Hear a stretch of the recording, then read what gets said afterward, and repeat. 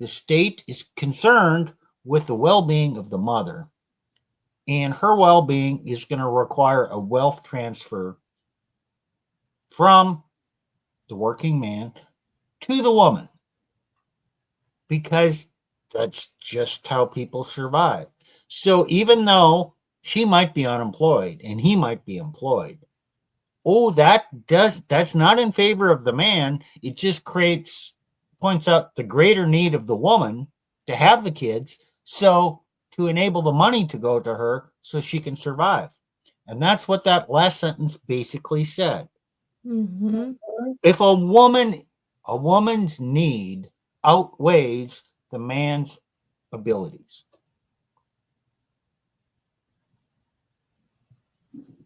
Yeah, because she can use her kids to get more money from the man. Oh, you mean like they do here? Yeah.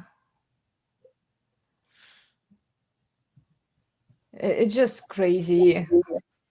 It's like, why should men get married when they know that this is coming for them? Shabir, tell us what's going on, because you are from Pakistan, right? Yeah, Pakistanis have figured out a very different situation to get out of this situation that doesn't happen anywhere else. And guess what it is? Uh-huh. Cousin marriages. Say that again. Cousin marriages. Cousin marriages. Okay. It is close to 60% prevalent. Wow. Like, that's very common, and I'll tell you why. First of all, the cousin marriages are normally in also places which are wealthy families. So you were talking upper middle class, like well-off people. They don't want to, if they have, let's say, $5 million of properties and businesses, and they're not going to want to get someone that is going to come and take that money away from them with their children. So they're going to try to keep it in the family. Siblings are going to agree that, okay, you have a daughter, I have a son, and they're going to decide to get them married. But this might be with the will of the kids or without. Okay, so because of this, the marriages, obviously, because this is the same family, right? So the bride side and the groom side is now the same. So a divorce in this situation is less likely, because it's like you're divorcing your own family member. So because of that, the divorce rates are lower naturally. Much naturally than you have here, that you have fights and whatnot. But obviously, if you're married to your aunt's kid, then they're not going to want to argue as much, and they're having a higher chance of getting along. So things like custody disputes and stuff like that is a lot less. And you guys didn't know that, I'm assuming? Like the Pakistani I culture didn't know that. What did you very know normal. this, guys? Did you know that That is this very was the normal. practice? It's just crazy because there is so much inbreeding issues. It's not good either. This is Yeah, there's other genetic implications, but the financial implication is the first thing that they're concerned about, the rich family. Yeah, I know, right? They don't want someone to come out and just say, hey, you know what, we have kids with you, now give us money. Because people can use kids to get money, right? This makes perfect logical sense. It does. It does make sense. Because your biggest risk is the financial. But as far as survival of the species and propagation and all that, this leads to inbreeding, which is not a good thing. It's not just the first cousins, though. It can be second or third or close family members. So, okay, like, their preference is that. Yeah, now the rise of dating apps and whatnot is actually they're trying to change that. Like, they're saying that, hey, if you go on in Muslim dating apps and you can find more women and men that you're not related to that you can get married to, the families normally oppose that if they're from rich backgrounds. And the other thing, there is a very big religious component. Sorry, Steve, I didn't mean to interrupt you. You were saying something? No, go ahead. The religious side of the things in that country are very scary, as well as, like, you have to be cautious, right? Because the man could be rich and powerful, and he will be told that, oh, on paper you're allowed to marry more than one wife. Did you know that? Yeah, we kind of knew that. I read The Rain. I don't know if you know Charlie Kushu by Rishad Nuri Guntikin. And now that you mention it, that the cousin marriages are very common. Yes, it's true. You know, like they were cousins back in that book, and then finally they got married. Now it makes sense. Wow. Yeah, economics are a very big part of it. Because we see what happens in the Western world, and they just thought that, hey, the best way to circumvent that is to just keep it in the family and not have to fight about it. And that sometimes works, sometimes it doesn't, but it's a lot less likely that it will lead to a fight, just like we see here in the Western court system. Because in that case, if there is a divorce, it would be probably be done hush hush, like just go separate ways. Don't make a fuss. The women are not going to be feminist crazy with their own family members, because that's going to mess their family's life. So it's very likely. Now, the other problem, though, on top of this, is that obviously if you're in a poorer country, women aren't going to make much money on their own unless they come from a rich family. So divorce is almost like a privilege to rich people in these countries. That it's not that, hey, you don't get the court alimony system to mandate money. If you're married into a rich family, then they might not give you nothing, and they'll be fine, and you'll have to be fine with it, because you can't go and challenge them. Same thing in kids' custodies. Like a friend of my dad's, he's a pilot in an airline. Okay, good job, but he's so nice. And my dad finds out that, hey, he had married the daughter of a very rich army general. Okay, his father was also himself in the army, but a little lower rank, a little rank below general. Anyway, they got married. The lady was a little bipolar, and she started doing like hand sanitizers and weird crap. Anyway, they had 2 kids. The lady was taken away by the father-in-law. This is a very nice guy, right? This is not a typical. He's not your Andrew Tate. Like let's be honest. He was just a very nice guy. Okay. Okay. And he just like lost his kids, because the guy is like, hey, no, you're telling me my daughter's crazy. She's not. I'll take her back. And then he took the kids back too. So the father-in-law took the kids and the lady too. The lady passed away 2 months later by some OD of some sort. So the guy now is sitting and traveling on his airline pilot license, like flying around the world, and not have his kids, because the richer guy took it. They took him. He doesn't have a court system to go and fight them, because they're too powerful. So, yeah.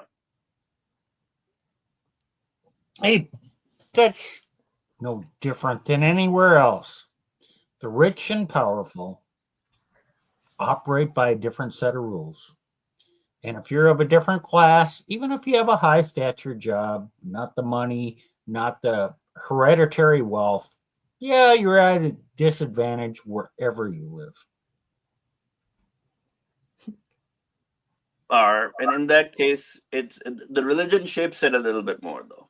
Like that's the other problem, right? Like there's like very 2 big extremes in that part of the world. Like there's one part of extremes that is completely westernized, just like the lady you talked about, what you sent the link to me about, the lady that debated him.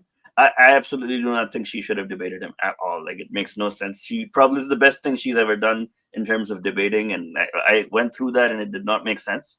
But in general, problems stem from the religious aspects there too. So, for example, they're going to interpret the religious teachings to either mask or promote women's rights in wrong situations. So, for example, there's a confusion about whether the permission of the first wife is required for marrying a second one. It's never enforced, and men do it out of just because they can. So this is like maybe 5% population. Maybe it's so rare, because the random Joe will be happy just to get a date. I don't know if he's gonna go and say, "Hey, marry me twice." Like just like here, like how many men do we know that can go and have 10 dates in a month? Someone very well off or very very good looking will get that privilege. It's not something that is given to the common person. So having 2 wives is not really that common for people who don't have high income, right? Yeah, like you can't have 4 wives with 4 separate earnings and have them feminists and live in the same family. It's just not happening. It's always the wealthy men who can Mhm. afford more than one woman, even in the More Western than world. one house. More than one house. Well, right. Mhm. That's Either, that type of either wealth. way, in the Western world, not so much in the U.S., but maybe Europe, It's illegal. certainly Russia and France and Britain, the ultra wealthy get married, then they have a side piece, a mistress. Yeah. They put her up in an apartment someplace. And oh, does the average man have that opportunity? Hell no, it doesn't happen. Mhm. Would you agree? Do Russian men have mistresses? The wealthy ones. Oh, the wealthy ones have a lot. And in fact, it's statistics. Women who sign up for this, women who even marry this wealthy man, they have to be willing to share their man and the resources with other women, because if they want to have this man with these kinds of resources, they must share him. Statistics determines it. Our demographics really sucks. There A are very so funny few. and There sad are example. so Yeah, there are so few resourceful men out there. I have a very funny and sad situation that happened with one of my dad's friends. So this gentleman is 90. Okay, he's very old, and he is a professor. So, good educated guy. He came to the U.S. from Pakistan in the 1960s, I think 70s, a long time ago. And he married here. He married to a Caucasian woman, a white woman, and we're looking at like over the course of his marriage career, these women that came into his life figured out that he's easily manipulated, and they married him, divorced him, married him, divorced him. Both, I think he's had like three wives, and all of them left him. And one of them is now coming back as like a paid caretaker with him because now he's old and he now spends time. And when he's tried to sell his home to get downsized, he still owed like, 70, 80 grand on the mortgage. Oh And I'm wow. thinking, man, 80 years of life, earnings, and whatnot, he just married wrong. And look at how much it cost him. Like, he can't have the money to go pay his house off. So he sold it. He can't have the money to keep his kids around him or have his kids visit him. So, like, in general, it's like people like that that get taken advantage of with the court system. Absolutely. Yeah. So how often do you have cheating in Pakistan? Cheating is again a privilege for those that can. That can. And But what about it- women? How often do women cheat on their husbands? it's not even about physical cheating with women nowadays. Social Mhm. media has made it like so prevalent. Like for example, this is what my mom believes, and she's very traditional conservative in that. She believes that if a woman is giving a permission to a man to be around her without her spouse, then that is also the precursor to cheating. Because, uh, like for example, she won't add. My mom would not add men that she doesn't know, but some Mhm. women would, right? So that is a precursor that she thinks will like you have to clap with two hands. That's like the phrase. Like you need two hands to clap. So like you need some sort of cooperation from that. Now, cheating is definitely like popular in places where marriages fall apart. The other thing is that if the marriages are arranged, those still happen, by the way. Like the 60, like 30, Arranged 40% marriages. are arranged. So in that, what happens is that the marriages break apart because of some disagreement or mistreatment or something major that goes wrong. Or it could just be that the women, sometimes I hear this a lot, it's just boring. I don't want to marry him anymore. And that's enough for them to Oh. go, okay, mom, dad, you spent like a couple of years paying for this and put a lot of money in these events. I just don't want to get married. For men, it's less likely that they're getting laid. Why are they gonna, break that apart, right? Like if they're getting it. Now, 90% of the time they don't, and the marriage was just a parent's concoction of ideas that, hey, we picked him for you or we picked her for you. She's good. You guys should get married. Then obviously it is more likely to open the door to cheating, because if you're with someone that you don't really like and you just did it because mom and dad said so, Yeah. that can be a problem. So yes. Wow, interesting. So you tell us that women, even in those Would you consider Pakistan as a patriarchal society in comparison would. to? I would. Okay, so I would. women in these patriarchal societies, they still cheat. Yeah, like over there, it's so patriarchal that it does become very difficult for women to survive on their own. Like, Oh, that's what it we is need here, you know. it is tough. It is tough, genuinely, because it's like you said, right? The women that make the higher job money, there Mhm. have to be like a very affluent, like a doctor or like a very high paying profession. And guess what? That comes with the territory, money and time. Like you have to invest time and money into that. So a lot of women, like this is a very patriarchal situation. Women that go into medical school in Pakistan, I think maybe you could get the numbers. It's a very high majority compared to men because women are better in school, so they go in medical school most of the time. But guess what you get as a job when you come out? Hard work. Like you have to work hard to take care of people and patients and whatnot.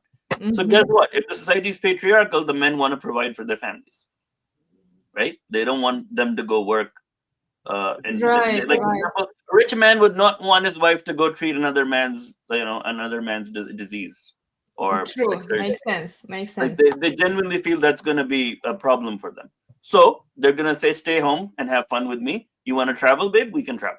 Like, that's the type of vibe that they want to keep, right? So in this case, what happens is the women that graduate medical school and they become the qualified profession that they want to, they can earn money, but they just choose not to because the rich family does provides for them.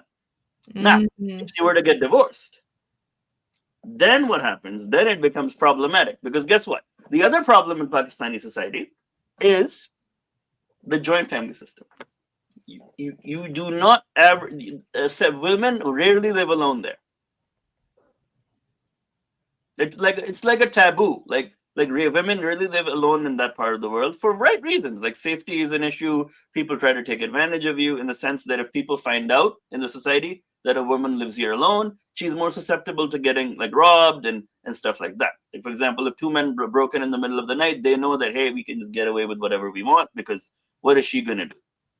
That happens. So rich families do not let like a lot of their women live alone. And guess what? If you have to pay rent on your own, you have to be in a profession that can provide it. Now it's getting popular. Now with the rise of social media, the entertainment industry has allowed that perhaps for to happen a lot of times. That if you're a model or if you're an entertainer of what sorts, you can get paid jobs as early as 16, 17, 18 years old. And especially if you're pretty, like, oh God, like the brands are gonna chase you and try to pay you. Like, hey, work with us for XYZ campaign, XYZ campaign. So that allows these women to break free from their families and go, okay, I can do a couple of dramas and I can do a couple of movies and I get paid enough where I don't have to worry about my parents. Okay, I can pay my own rent from that.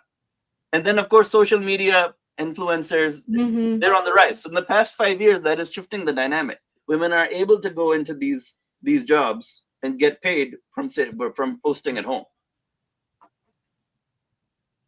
But then there's a joint family Okay. problem too. Okay. Question for you. Yes, sir. That gives her economic security, independence. Yeah. But how can she protect herself if she's an independent woman making her own money? She Mhm. still has to live on her own. How do you deal with that? How does she You deal with that? normally they hide where they live to protect themselves. Like they might live in a high-rise building with like security on outside, but it is very common for such places to get robbed where they know that there's only women. Like it's very normal because the society you like let's say some handyman finds out that you live alone. He tells his friend and it gets around that oh yeah this guy he used to live here, he doesn't live anymore, and that leads to a lot of robberies and a lot of violence against women too. Like if, for example, women go with black windows on the highway, like that's what they want. Mhm. So because they know that if men see that the woman is driving alone, then she's a high susceptible case for cases like rape and other robberies. So it is actually genuinely unsafe for women to go and alone in certain places, just like any place where there's no law enforcement that can get to you in time. Yeah, you know what I noticed, Shabir? There are quite a few of these women coming from the patriarchal cultures into the West, and then they start propagating the feminist BS. Then they Like, overcompensate. yeah, like very common, right? Did you see that one? I think she was from Pakistan too, the one who was debating Andrew Wilson, Yeah, and like where is she? She's not in your country. She's she's not in going Canada. like, yeah, She's in you know, Canada. like feminist sisters go. You She's know, in Canada. she is here in the West doing She's all in of Canada. this crap. Mm-hmm. Yeah, because I think her age also determines how she's gonna carry herself now. Because it looks like she's in her late 30s or 40s. Yeah. And if you have a kid at late 30s and 40s, you and I both know the dating marketplace. The man is not gonna go, okay, this is what I want. If he's a man of substance, if any status whatsoever, he's not gonna want to raise someone's kid. He's probably gonna go and say, hey, I'm gonna go hang out with the 25-year-old here. And she just has to be okay with that. Now, obviously, they push back on it, but this lady that came from Pakistan, the real thing, what happens, this is how they become feminists. Okay. Their Mm-hmm. situations in that part of the world and what they're going through is going to determine how they're going to treat people all over the world. Like over here, men and women have to respect each other because, well, with the workforce, there are more women that work here. There's women that have jobs here. Whereas back where I come from, that might be less prevalent. Like, for example, if I go into a corporate job, it's less likely that I'm going to meet, like, 50% women because, well, the ones that are like successful, they work for a little bit, let's say 2 3 years, then they go to have kids. Shabir, Yes, sir. how old were you when you came to the U.S.? I'm 18. I was raised in Pakistan. Okay, so as a first generation immigrant to the U.S., what kind of women do you look for? Would you marry a Pakistani woman who you encounter in the U.S.? Someone like me, in that case. Someone like What? me. Someone like me in my situation, the way that I was raised in both countries, I think that is my suitable thing. Okay. Because How many women are there out there of that type? there's less. There's less because women here they just do not want to get married young anymore. Like they would want to Exactly. go and work first and make money, and they don't see the benefit of that being provided to them anymore. Like it's just, hey, like there's that rare case of like some women that actually want it, but it's getting less and less likely that they're coming. Where I come from though, like people that are like me that grew up over there and then moved here. I have family in three places, right? Pakistan, USA, and England. I have the global perspective. I spent my time across these three countries. Okay. So that allows me to go, okay, I can go wherever I want and I can see different women and different types. Now, what do I prefer? I prefer someone that speaks my language and is understanding of where I came from. That's why I don't date out of race anymore. It is fun. I like it. Women or people are nice, but I just Yeah, don't I consider know. that. That That makes makes sense. sense. Yeah. And controversial take. It's easier to get laid in America than to get someone seriously married or talking to you anymore. Like it's absolutely brutal. Like I've seen the Whatever podcast, I've seen Fresh I and Fit. It know. is scary because the Oh, last thing you want is to buy food for a woman and who she takes it to some other guy she's sleeping with and gives him that food. Like I it just freaks my brain out to even think that's possible. Women defend okay. this by saying, "Oh no, we're not together, so we can see everybody." I know, And I'm right? like, Open. I'm sorry. If you met me and you talked to me and you saw somebody else in that time, I am gone. That's not acceptable to me. Okay, that's easy to understand in general in the US. But does it also apply to Pakistani women you meet in the US? Is it easier to sleep with them than to marry No, them? no, it's not that easy because societal norms don't make it that easy. There Okay. might be Well, that's good. it's not that easy to do that there. It's like it's still you have to go hush hush because there will be only a few subset of it, And the problem comes in is the girls that come from religious families are wanting it more. I haven't really done it. Just like how you have here, like you preachers' daughters are going on and making OnlyFans and stuff. There's more likely that they're gonna rebel over there. That hey, the minute I get out of this place, I'm gonna like enjoy myself. Like what? Why am I even here? Like, and guess what? I felt like that when I was growing up. I went to a boys' school throughout my childhood. So women was like, oh my god, like we have women here. Like it was such a like I was so sheltered that I did not get to interact with women my age when I was 10, 15. And maybe at like 16, 17 was the first time in school that I saw women in my classroom. Before that, it was never the thing. So guess what that did though? It turns you into a hey, I have to get their approval and get them to like me. So when I was in early teen, like 17, 18, 19, I was very, very susceptible to getting taken advantage of because I did not see how to deal with women and act around women and treat them like people. And most guys go through that, like Pakistani men specifically. Like they go through trials and tribulations, get burned 15, 20 times, and then they realize, okay, I gotta keep a frame up. I gotta get my status up. Because guess what? When you're like early, like let's say 19, 18, you don't have money.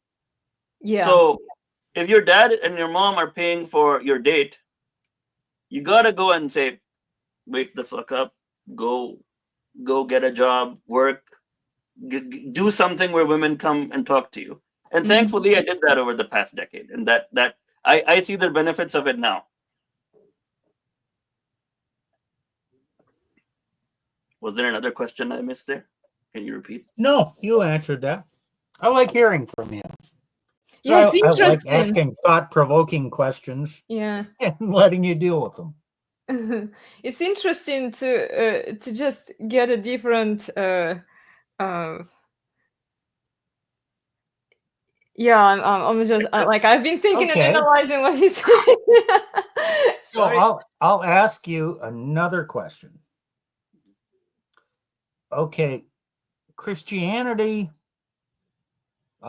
promotes restraint on sexual licentiousness, sexual hookups. We all know that Muslim Every religion does. I don't promotes think that. anyone says, "Hey, Every go ahead." religion does.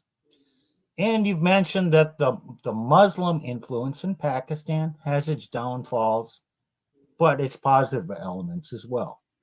So overall, is the Muslim, the faith practice of Pakistan a good thing when it comes to men-women relationships, or does it cause more problems? More problems because guess what? The women that this is funny, right? Like when I see here, if I open a girl's Instagram and she has a declared relationship, dating XYZ since 2015, 2020, like I see that, that is an indication to me that is a good girl that has publicly declared that she is in a relationship. That means that chapter is closed for more guys to approach her. That doesn't happen there. They can be seeing 4, 5, 6 guys in a proper relationship that are expecting to marry them, and they're nowhere on their social media for religious reasons because their parents won't like it, or like they're just gonna go and get shamed, so they hide it completely. So then the guys have to become investigators with magnifying glasses to see which guy is commenting, who is she interacting with more to see if she has a boyfriend or not. Because what happens is then men fight. Because what happens is if one guy approaches another man's woman, then he's going to get offended and he's going to approach him and they're going to fight about it. So a lot of times the women, just because of religious reasons and parental pressure, they just do not declare who they're in a relationship with. Because you and I as men, we would be totally fine if there's another woman we meet that is married, right? Like we don't have to approach everybody we meet. But over there, they like the advantage of getting the implication that they're single. Just like here. Like they like the intent, they like the fact that if they're not married, that they'll promote and market and put posts out for men to like react to, right? They can do that. But in that part of the world, a lot of fights, I think 80% of fights I can think in my college time, like high school and stuff, were because of some woman that was seeing some multiple men, and everybody wanted her attention.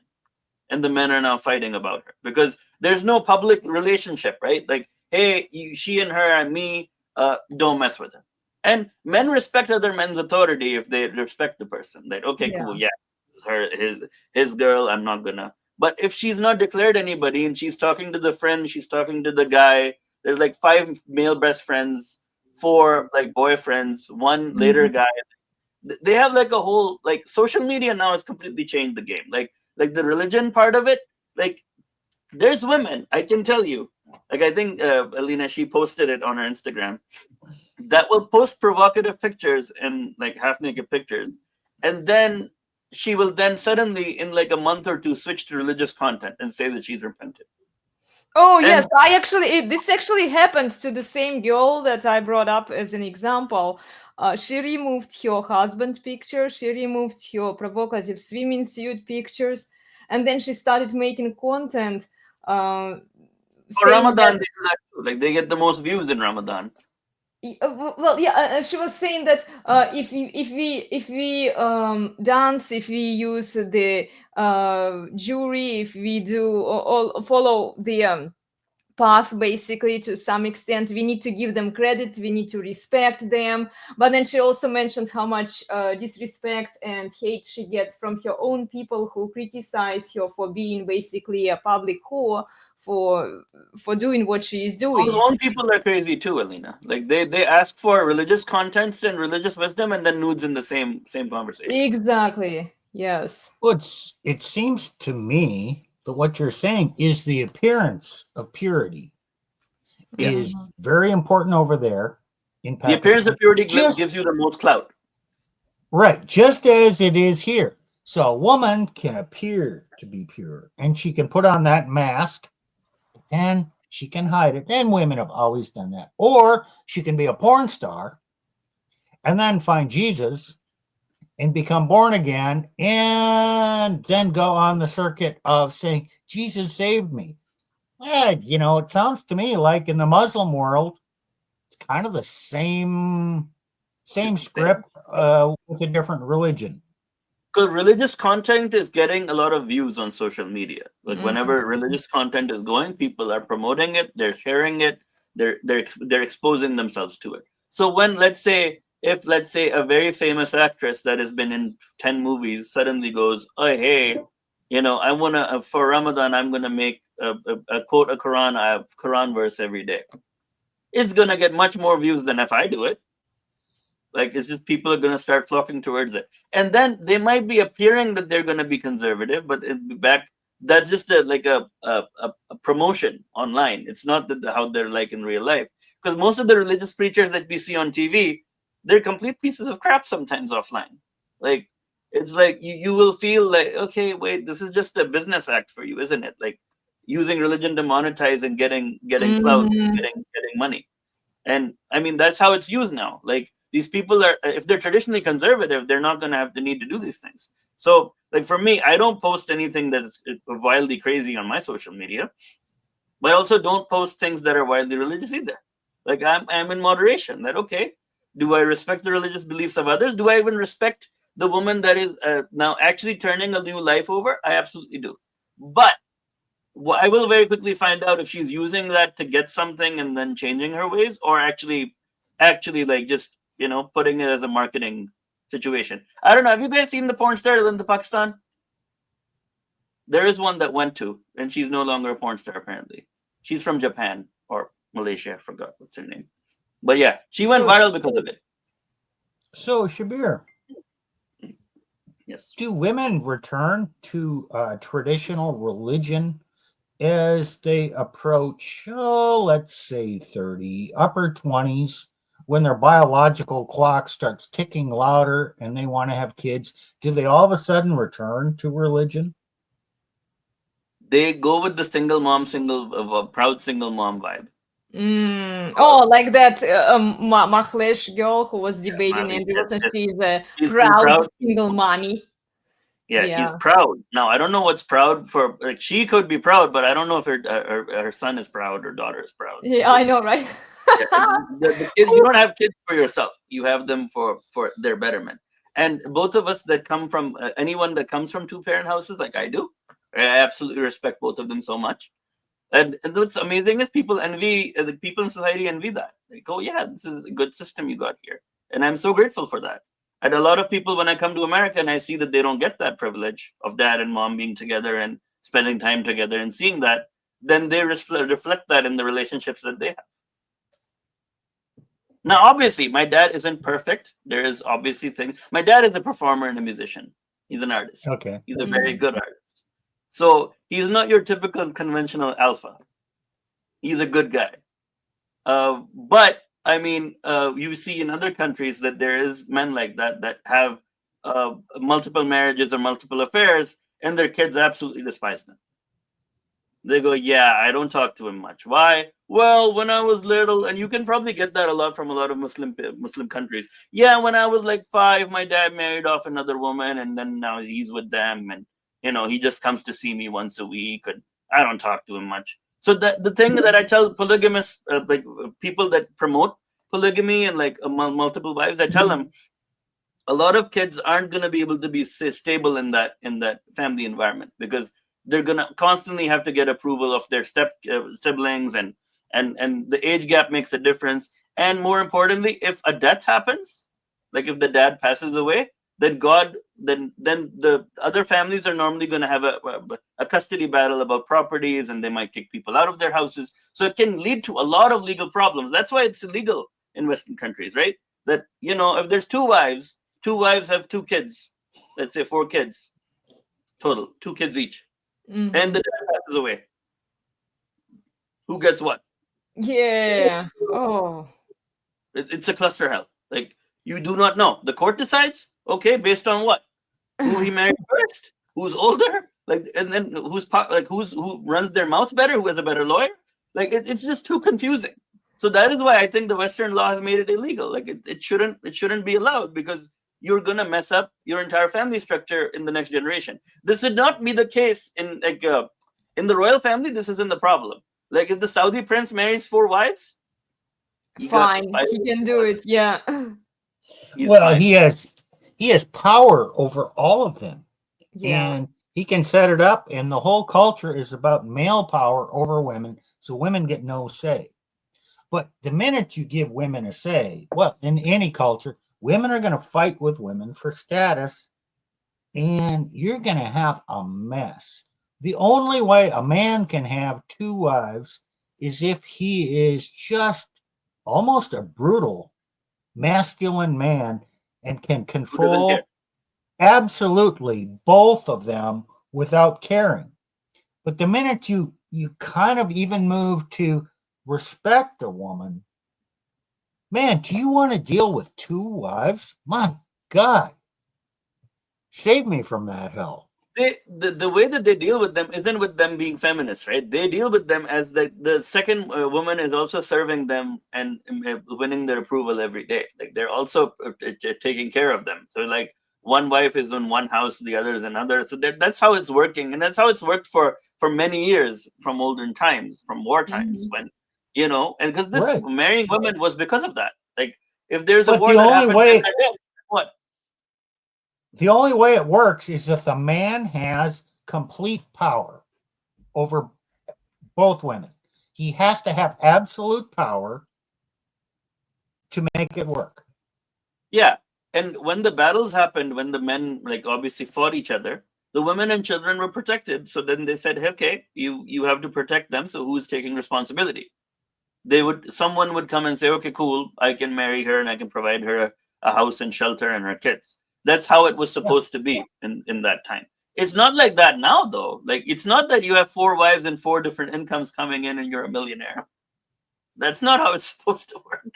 And it doesn't. Like, 4 wives that will have separate incomes. I don't know. I'm not an expert on multiple marriages. I just know that in the impact on kids, it's no longer worth doing them anymore. Like, I have seen too many broken families that like talk to me and say that, hey, yeah, my dad kind of married other people, and And it gives the same vibe as just like if your dad had an affair with many people and he just left you.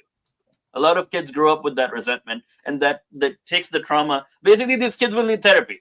If you're a man, if you marry more than one wife for the heck of it, just for fun, then your kids will probably grow with that scar, and then they'll feel very confused. And if God forbid, when you pass away, you better wish they're going to take care of you, because the one thing that every mom's worst nightmare for their son is another woman coming into their life and then controlling them and telling and taking away their baby boy from them. So that is why my mom is like, don't marry anybody from the entertainment industry, please. Like, don't do that. But, Yeah, that makes sense. so yeah. Well, I think this is a fascinating discussion to have, because particularly in the United States right now, we're seeing this rise of the idea of having, we can solve this by having more than one wife, right? And if I'm a strong man, I can have, I can afford more than one wife. I can, and that makes you somehow more of a man. And you're coming from a society where that is still practiced, and you're saying, hold up, wait a minute, don't do that. It has a lot of problems associated with it. And there are other problems associated with it too. So if you go look back in history, okay, you would end up with lots of men that never had access to reproduction at all. And those men would get agitated. And if you don't start a war to kill them off, they start a war inside your borders, and and your society falls apart. So it was there was a lot of wars that were fought for the purpose of, well, we have an excess of men, we need to kill them. So, when people are saying, oh yeah, no, we're just going to go back to that kind of society, I'm like, that's the society you really want to go back to? Like, monogamy has actually been a massive benefit to society. It has. The single family home is a very good institution to take care of your kids.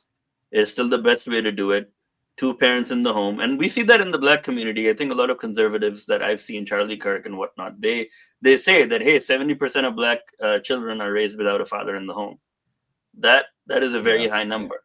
So if the dad is in the home, the boy is going to behave. Whereas if he isn't, he might just go do whatever the hell he wants. And that's where you end up having problems with, like, prisons and violent crime and stuff like that. Well, we certainly see that in the data coming out. Single mommies raise little criminals because single mommies don't teach discipline. Men teach that. Yep, and some of them realize that now. Like when they see that, hey, he's not listening to me, and I'm like, yes, because you have to discipline him. And I see that in a lot of families now, and I said, he has to find a male figure that can discipline him. No, but you were gonna be bossy. And I'm like, what do you think happens in the army? Yeah. If you don't wake up at 6 a.m. if your call time, what do you think happens? My mom used to say they would waterboard you, Yeah. And I'm like, she's joking. That's not possible, right? She only did that to scare me into waking up for school when I was little. Yeah, they don't waterboard you. Well, they don't waterboard you, but the Marines will throw water on you. Like they'll get a cold bucket of water and wake you up. Yeah, as in like they'll throw water on you to wake you up, in the sense that that's what I meant when I said waterboard. It's just that like it's discipline that you're gonna get from your own tribe. Right. Yeah. So, and then I think Pearl also advocates for women in army for this exact reason. The women compromise the unit because men want to protect her. And if there's a team plan, and if there's an infantry situation where they're fighting and stuff, they're going to try to protect the women and children. That's what they're supposed to do. And then if they do that in certain situations, they can actually die in the army. Yes. Well, so you stayed back to save her. Well, there was a bomb there. You didn't notice because you were busy looking at her. Well, so in the United States, yes, we have women in the infantry, but I've always found it interesting that women are not in our special forces community. There are no female operators in special forces, and that's a community where it's smaller teams, And if any one person fails to do their job correctly, the whole unit dies. Right? And they are not letting women into those communities. No, I think There are that's exceptions though. Like there are exceptional women that I've seen in different in different military situations and whatnot. They could be very good fighter pilots. Like I'm not saying they can't be, but then so. you'll have to Well, find them needle in a haystack there. Well, yes, and so women, when it comes to being a fighter pilot, women have one advantage over men: lower average blood pressure, and Yes. that helps when you're pulling high G forces. The problem for women is that when you're pulling high G forces, you need to be very strong, very strong. Physically, So, right? right, physically. So, yes, men might have average higher blood pressure, but men can be 2 times stronger and they're still less likely to black out. So, it's again, the other thing is women tend to be shorter, so they fit better in cockpits. So that's another thing that can happen. But, again, do you really want women out there doing that? Because here's another thing. I am a licensed pilot, by the way. Oh, really? I didn't know that. Oh, awesome. Yeah, and when I was in flight school, every pilot I was training with froze at some point. Some Okay. situation just got the better of you, and you couldn't handle it, and that's part of the reason the instructor's there. But women froze more. Women were more likely to freeze, just give up, throw their hands up, and I don't know what to do with this. Or just literally just sit there and literally just lock up. There was an accident up in Toronto recently where Delta Airlines jet crashed. And as we now know from the data that's been collected, that there were warning bells going off saying, you've got this. They were descending too fast, and there's a warning bell that goes off. The human error, right? Yeah, and she was flying. It was a young lady. She didn't even have the 1,500 hours yet that she was supposed to have because of some special program she was in. And the plane doesn't change. In fact, the report says nothing changes about the status of the airplane. There's no control inputs, there's no throttle inputs, nothing. This warning's going off saying you need to change something about this airplane, and nothing happens. Can I point go out ahead. one thing? When high stress situations, you're cornered. Men predominantly go to the fight or flight. Fight is an active response. Flight is an active response. Mm-hmm. Women go to the freeze and scream. Yeah, that's so true. Okay, that's inactive and doing nothing. Inactive and inactive. What do you say, Plutarch? Well, yeah, and there's plenty of situations in our relatively safe society today where they can do that and nothing bad will happen to them. Okay. Yeah. But there's, you get out in the military, you get out into something where people can die from an action, and you don't want that. And we have to be willing to look at people and say, you know what? I love that you're interested in this, but this is not for you. I Just go to a honestly, construction site. What? Go to a construction site, like Yeah. people constructing with Yeah. plazas, concrete work, steel, masonry. Yeah, exactly.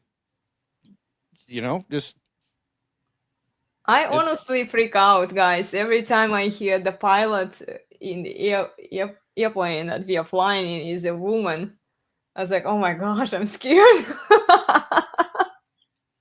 Yeah, let me She could be a great pilot, but you just hope they got the job because they were good at it. And there are some people that actually are. Like they absolutely are. It's not the same in Hollywood anymore. Like that, they're gonna cast someone just because they have to complete that diversity for them. So let me that's the address difference. the thing. Oh, yes, there are some women out there who can do it. I don't care. that 1 in 1,000 women Mhm. that can do the job, I will say, yes, we should stop her, prevent her from doing that job. I don't care about her. The exception does not prove the rule. Lowering the bar, yes, she's going to be restricted from doing a job she might be capable of. So what? 1 in 1,000 people Mhm. is deprived of that opportunity. Big whoop. Yeah. You know what? If she's that great of a woman, do you know what her greater task is? Having children that are that great, because she's going to have some sons that are that great. And she Yeah. can raise those sons and she can have a bigger impact on the world, not by being a fighter pilot or a surgeon or any of that shit, by getting married and raising kids and putting her mark on the world that way.